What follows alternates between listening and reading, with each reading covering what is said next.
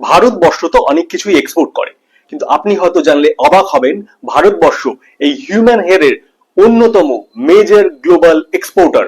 আপনি শুনে হয়তো আশ্চর্য হবেন, WITS বা ওয়ার্ল্ড ইন্টিগ্রেটেড ট্রেড সলিউশনের রিপোর্ট অনুযায়ী শুধুমাত্র 2023 সালে প্রসেসড এবং আনওয়ার্ক হেয়ার এক্সপোর্ট করে ভারতবর্ষ $551 মিলিয়ন রেভিনিউ উপার্জন করে। যে দেশগুলোতে ভারতবর্ষ মেজরলি এই হিউম্যান হেয়ার এক্সপোর্ট করে সেই দেশগুলোর মধ্যে পড়ে চায়না, বাংলাদেশ, ইউনাইটেড স্টেটস এবং মায়ানমার। শুধুমাত্র 2023 সালে যে পরিমাণ প্রসেসড হেয়ার এক্সপোর্ট করা হয় ওয়ার্ল্ড ওয়াইড বেসিস, তার যদি একটা ওজন করা যায় তার ওজন আনুমানিক দাঁড়াবে 5.2 মিলিয়ন কেজি এবং আনওয়ার্ক হেয়ারের ওজন করলে দাঁড়াবে 3.7 মিলিয়ন কিলোগ্রাম।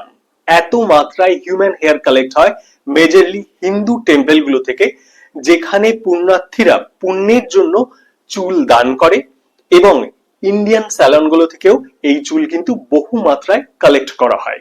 হিন্দু টেম্পলের মধ্যে তিরুপতি মন্দির কিন্তু একটি অন্যতম স্থান যেখান থেকে এতটা মাত্রায় হিউম্যান হেয়ার কালেক্ট হয়।